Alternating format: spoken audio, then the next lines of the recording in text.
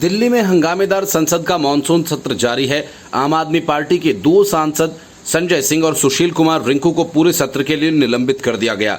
लोकसभा में Delhi service bill pass हो गया। उम्मीद है कि तमाम कोशिशों के बावजूद विपक्ष राज्यसभा में इस बिल को रोक नहीं पाएगा और वह पारित हो जाएगा। मणिपुर के बाद नूह हिंसा की लपटें उठ रही हैं। ऐसे में राहुल गांधी चुपचाप गोवा चले गए।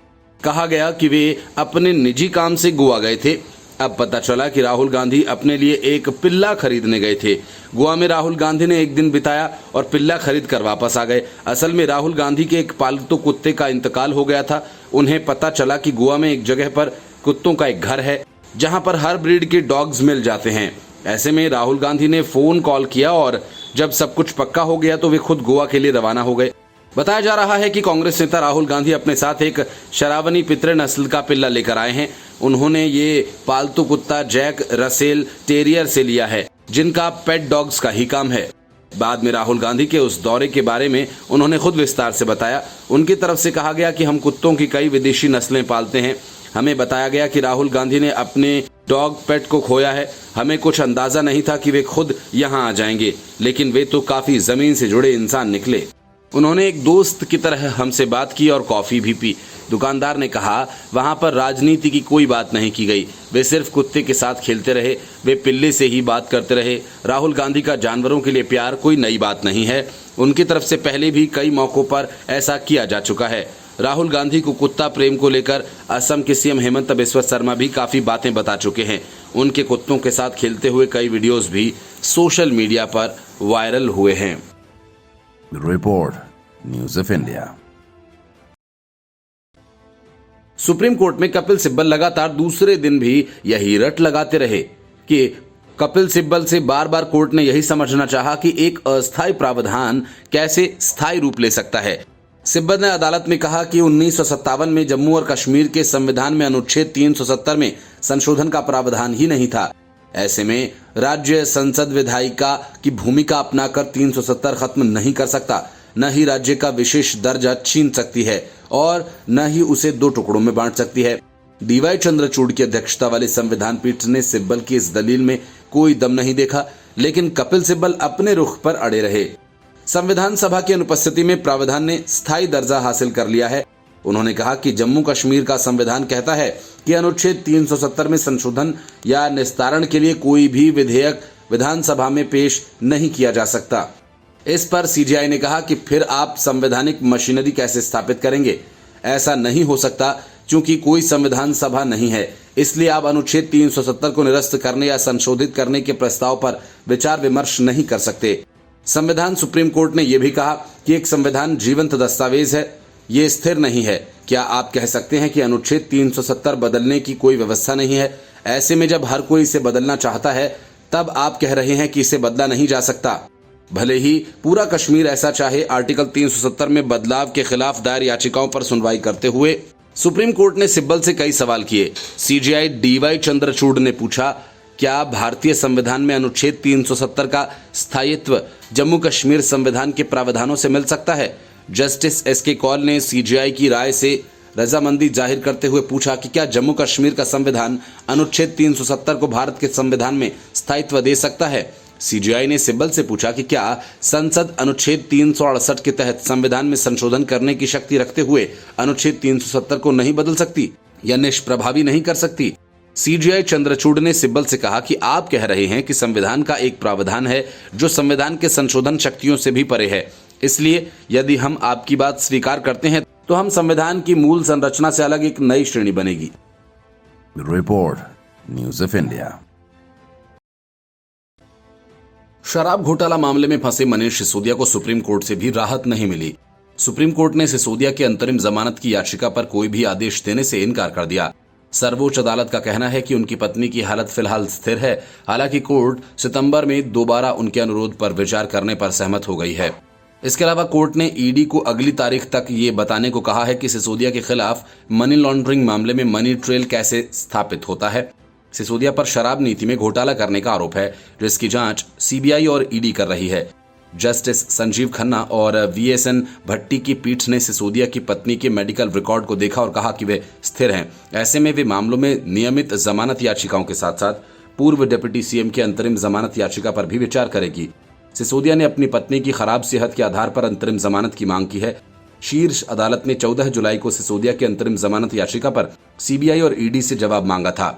दिल्ली के डिप्टी सीएम रहे सिसोदिया के पास कई अहम मंत्रालयों की जिम्मेदारी थी, जिसमें एक्साइज विभाग भी था। सीबीआई ने उन्हें 26 फरवरी को घोटाले में कथित भूमिका के लिए गिरफ्तार किया था। तब से वे तिहाड़ जेल में बंद हैं। इसके बाद ईडी ने तिहाड़ जेल में उनसे पूछताछ के बाद 9 मार्च को सीबीआई की एफआईआर से जुड़े मनी लॉन्ड्रिंग मामले में गिरफ्तार कर लिया था। उन्होंने 28 फरवरी को दिल्ली कैबिनेट से इस्तीफा दे दिया था। दिल्ली हाईकोर्ट ने 30 मई को सीबीआई मामले में उन्हें जमानत देने से इनकार कर दिया था और कहा था कि उप मुख्यमंत्री और उत्पाद शुल्क मंत्री होने के नाते वह एक हाई प्रोफाइल व्यक्ति हैं जो गवाहों को प्रभावित करने की क्षमता रखते हैं। इसके बाद 3 जुलाई को हाईकोर्ट ने उत्पाद शुल्क नीति में कथित अनियमितताओं से जुड़े मनी लॉन्ड्रिंग मामले में उन्हें जमानत देने से इनकार कर दिया था, ये मानते हुए कि उनके खिलाफ आरोप बहुत गंभीर प्रकृति के हैं।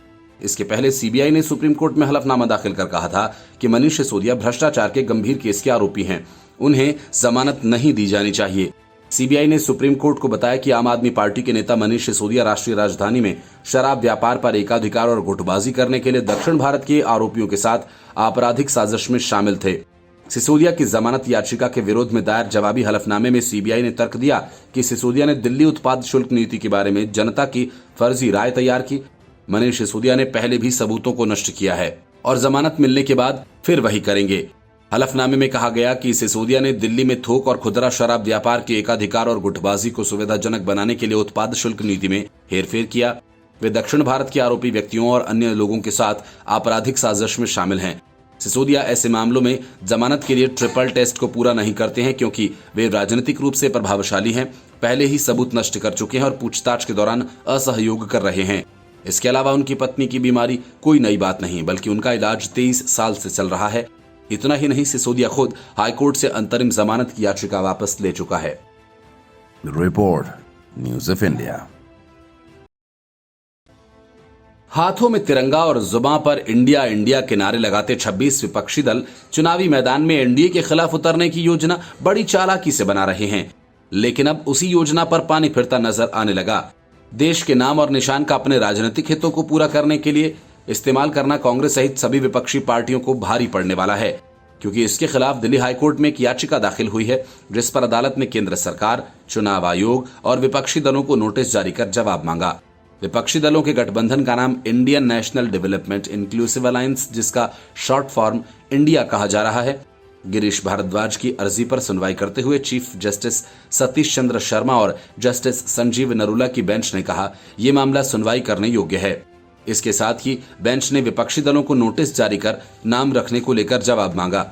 याची गिरीश भारद्वाज ने कहा कि विपक्ष ने देश के नाम पर ही अपने गठबंधन का नामकरण कर दिया। ये देश के नाम पर अगली लोकसभा चुनाव से पहले बेजा फायदा लेने की एक कोशिश है। इस पर बेंच ने कहा कि यह केस सुनवाई करने योग्य है। हालांकि इसकी अगली सुनवाई अक्टूबर में फिर किए जाने का फैसला लिया गया। याचिकाकर्ता ने कहा कि 18 जुलाई को बेंगलुरु में हुई मीटिंग में कांग्रेस नेता राहुल गांधी ने बहुत चालाकी के साथ इस नाम की पेशकश की थी और इसके जरिए ये दिखाने की कोशिश की कि प्रधानमंत्री और सत्ताधारी दल देश से टकरा रहे हैं। उन्होंने कहा कि इससे आम लोगों में भ्रम की स्थिति पैदा होगी। इससे यह संदेश जाएगा कि चुनाव में एक गठबंधन का मुकाबला दूसरे अलायंस से नहीं बल्कि देश से हो रहा है, इसलिए इस नाम पर पाबंदी लगनी चाहिए। उन्होंने कहा कि इस तरह देश के नाम पर विपक्षी दल फायदा उठाना चाहते हैं। यही नहीं, याची गिरीश भारद्वाज ने कहा कि इंडिया गठबंधन की ओर से राष्ट्रीय ध्वज का भी इस्तेमाल अपने गठबंधन के लोगो के तौर पर किया जा रहा है। इस संबंध में चुनाव आयोग का भी रुख किया गया है। भारद्वाज ने कहा कि अब तक इस संबंध में चुनाव आयोग की ओर से कोई एक्शन नहीं लिया गया। ऐसे में हमारे पास अदालत का रुख करने के अलावा और कोई विकल्प नहीं बचा है। Report news of India. वक्त के साथ चीजें बदल जाती हैं, लेकिन राजनीति में यह बदलाव तेजी से दिखने लगता है। कल तक कांग्रेस केजरीवाल सरकार की आलोचना किया करती थी, लेकिन अब दोस्ती हुई तो एक दूसरे की तारीफों के पुल बंधने लगे। नई नई सियासी दोस्ती का असर यह हुआ कि कर्नाटक के मंत्री केजरीवाल के मोहल्ला क्लिनिक पहुंच गए और जमकर तारीफ की। बदले में केजरीवाल वही सब कर रहे हैं। दिल्ली कांग्रेस के कई बड़े नेता केजरीवाल के साथ कांग्रेस में गठबंधन का विरोध कर रहे हैं।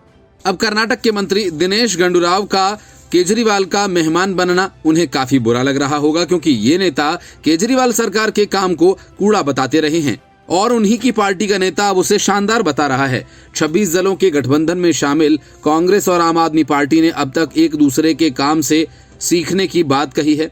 कर्नाटक में कांग्रेस सरकार के स्वास्थ्य मंत्री दिल्ली सरकार के मोहल्ला क्लिनिक को देखने के लिए पहुंचे। दिल्ली के मुख्यमंत्री अरविंद केजरीवाल ने इस पर खुशी जाहिर की। उन्होंने ये भी कहा कि उनकी सरकार भी कर्नाटक सरकार के कामों को अच्छे से सीख लेगी। दिल्ली के स्वास्थ्य मंत्री सौरभ भारद्वाज ने कर्नाटक के स्वास्थ्य मंत्री दिनेश गुंडूराव की मोहल्ला क्लिनिक को देखते हुए तस्वीरें साझा की।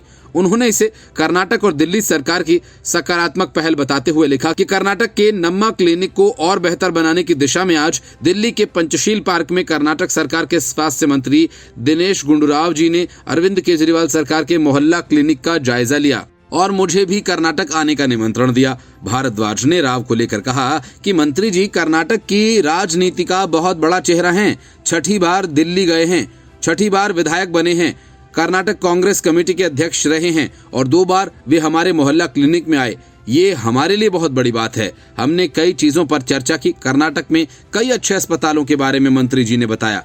हम भी कर्नाटक जाएंगे और उनसे सीखेंगे। सभी राज्यों को जरूरत है कि आपस में एक दूसरे से सीखें और मदद भी करें। दिल्ली के सीएम अरविंद केजरीवाल ने भारद्वाज के ट्वीट को साझा करते हुए कांग्रेस सरकार की पहल का स्वागत किया। उन्होंने एक दूसरे को अच्छे काम से सीखने की जरूरत बताते हुए कहा कि उनकी सरकार भी सीख लेगी। उन्होंने लिखा, कर्नाटक के स्वास्थ्य मंत्री दिल्ली के मोहल्ला क्लिनिक आए। हम उनका और उनकी टीम का स्वागत करते हैं। हम सबको एक दूसरे से सीखना है। दिल्ली भी कर्नाटक सरकार के अच्छे कामों से सीखेगी।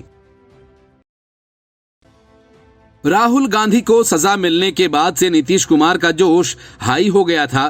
बिहार की सीटों को असुरक्षित मानकर उन्होंने बहुत ठोक बजाकर यूपी के फूलपुर को चुना था। इसके लिए पूरी रिसर्च भी करवाई गई। ममता बनर्जी के सपने आसमान पर पहुंच गए और कांग्रेस को लेकर उनका प्रेम उमड़ने लगा। अरविंद केजरीवाल के अरमान मचलने लगे। कांग्रेस के ही प्रमोद कृष्णम प्रियंका वाड्रा के नाम की सिफारिश करने लगे। लेकिन राहुल गांधी की सजा पर सुप्रीम कोर्ट की तरफ से रोक लगाए जाने के बाद तस्वीर पूरी तरह से बदल गई। पीएम बनने का सपना देख रहे विपक्षी गठबंधन के नेताओं को तगड़ा झटका लगा।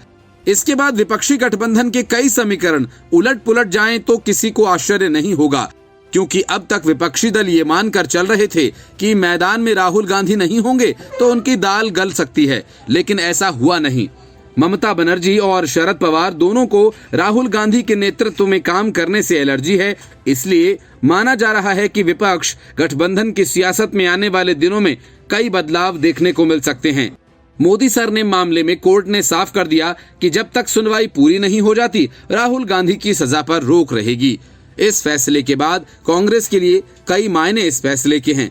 एक तरफ एक बार फिर राहुल गांधी सांसद बन गए हैं तो दूसरी तरफ 2024 की लड़ाई में कांग्रेस को एक बड़ा सियासी बूस्टर मिल गया है। अब सुप्रीम कोर्ट के फैसले को सियासी चश्मे से देखना समझना बहुत जरूरी हो जाता है। इस समय लोकसभा के चुनाव करीब हैं। एक तरफ एनडीए खुद को एकजुट कर अपना शक्ति प्रदर्शन कर रही है तो दूसरी तरफ विपक्षी गठबंधन भी पहले पटना और बेंगलुरु में मीटिंग कर अपनी ताकत दिखा चुका है। लेकिन राहुल गांधी प्रधानमंत्री पद की रेस से बाहर चल रहे थे। ऐसे में कांग्रेस का बार्गेनिंग पावर काफी कम हो गया था। लेकिन अब सुप्रीम कोर्ट के फैसले के बाद जमीन पर कई समीकरण फिर बदलने वाले हैं। इंडिया गठबंधन में इस समय कांग्रेस सबसे बड़ी पार्टी के रूप में है, लेकिन राहुल गांधी को मोदी सर ने मामले में सजा दे दी गई थी। ऐसे में पार्टी खुलकर अपनी तरफ से किसी भी चेहरे को आगे नहीं कर पा रही थी। उनके लिए राहुल गांधी सबसे बड़े स्टार प्रचारक थे, लेकिन एक सजा की वजह से पार्टी मजबूर थी और उसे दूसरी विपक्षी पार्टियों के सामने झुकना पड़ रहा था। लेकिन अब एक बार फिर कांग्रेस मजबूत हो गई है। राहुल गांधी की सजा पर जो रोक लगाई गई है उसका सीधा फायदा देश की सबसे ज्यादा कांग्रेस पार्टी को होने जा रहा है। Report news of India. विपक्षी गठबंधन 26 विपक्षी दलों की मुंबई में होने वाली बैठक एक बार फिर से टल गई है। अब सितंबर के पहले हफ्ते में बैठक होने की संभावना है, लेकिन इसकी कोई तारीख तय नहीं हुई है। बैठक के टलने की कोई वजह नहीं बताई गई है, लेकिन सूत्रों का कहना है कि बैठक में जिन 3 सवालों के जवाब खोजे जाने हैं उनमें से कम 2 पर सभी पार्टियां सहमत हो तो ही बैठक हो पाएगी। लेकिन दिक्कत यह है कि 3 में 2 पर भी एकता नहीं बन रही। पहले पटना और फिर बेंगलुरु में हुई बैठक के बाद सिर्फ गठबंधन का ही नाम तय किया गया, बाकी चीजें मुंबई बैठक के लिए टाल दी गईं। देश के 2 हिस्सों में अब तक हुई 2 बैठकों का हासिल सिर्फ विपक्षी गठबंधन का नामकरण ही रहा। लेकिन गठबंधन के लिए 3 ऐसे अहम मुद्दे हैं जिनमें कम से कम 2 पर सहमति बननी आवश्यक है। 3 में पहला मुद्दा नरेंद्र मोदी के खिलाफ विपक्षी चेहरे की है। विपक्ष में इस पर सहमति आसानी से बननी मुश्किल है। मल्लिकार्जुन खड़गे ने भले ही पीएम फेस पर कांग्रेस की ओर से कोई रोड़ा न अटकाने की बात कही हो, लेकिन उन्होंने वह तब कहा जब राहुल गांधी सजा याफ्ता थे, लेकिन अब सुप्रीम कोर्ट ने उनकी सजा पर रोक लगा दी है। इसलिए जो कहा गया अब वो किया नहीं जाएगा। राहुल गांधी के होते हुए कांग्रेस क्या उनके चेहरे की जगह नीतीश, ममता, शरद या अखिलेश यादव जैसे चेहरों पर दांव लगा पाएगी? इसे कुछ देर के लिए किनारे कर भी दें तो सीटों के बंटवारों का क्या होगा? क्या ममता बनर्जी या अरविंद केजरीवाल आसानी से कांग्रेस के लिए उसकी इच्छा के अनुरूप सीटें छोड़ने को तैयार होंगे? अगर विपक्षी गठबंधन बिखरेगा तो उसकी बड़ी वजह यही बनने वाली है। बीजेपी के नेता विपक्षी गठबंधन में बिखराव की आशंका जता रहे हैं। अमित शाह ने तो लोकसभा में इसकी भविष्यवाणी तक कर दी है। इसके पीछे बीजेपी की 2 धारणा है। पहली, पीएम फेस पर विपक्ष में शायद ही सहमति बन पाए। अगर सहमति बन भी जाए तो सीटों के बंटवारे के सवाल पर गठबंधन का टूटना तय है। राजनीतिक विश्लेषक भी इसी तरह का अनुमान लगाते हैं। 2019 में भी सीटों के बंटवारे पर विपक्षी एकजुटता खत्म हो गई थी, जिसके सूत्रधार तब टीडीपी के चंद्रबाबू नायडू और ममता बनर्जी थे। सीटों के बंटवारे के लिए समन्वय समिति बनाने की बात विपक्ष की पिछली बैठक में तय हुई थी। उसका संयोजक कौन होगा, ये सवाल अभी तक अनुत्तरित है। नीतीश कुमार ने जिस तरह इस बार विपक्षी एकता की शुरुआत की, उससे उन्हें क्या दूसरों को भी ये पक्की उम्मीद रही है कि उनको ही संयोजक बनाया जाएगा। लेकिन 2 बैठकों के बाद भी ये काम तीसरी बैठक के लिए टाल दिया गया। मतलब नीतीश कुमार कांग्रेस की पसंद नहीं है। विपक्ष जिस रफ्तार से चल रहा है उसे देखते हुए ये लगता है कि चुनाव बीत जाने तक गठबंधन अपने मसले हल नहीं कर पाएगा। इस साल मध्य प्रदेश, राजस्थान, तेलंगाना और छत्तीसगढ़ समेत 5 राज्यों में चुनाव होने हैं। जब सभी लोग विधानसभा की तैयारियों में जुट जाएंगे तो फिर विपक्षी एकता के पीछे कौन भागेगा? कम से कम समन्वय समिति तो अब तक बन जानी चाहिए थी, जो सीटों के बंटवारे पर विमर्श करती, पर ऐसा होता दिख नहीं रहा। Report news of India.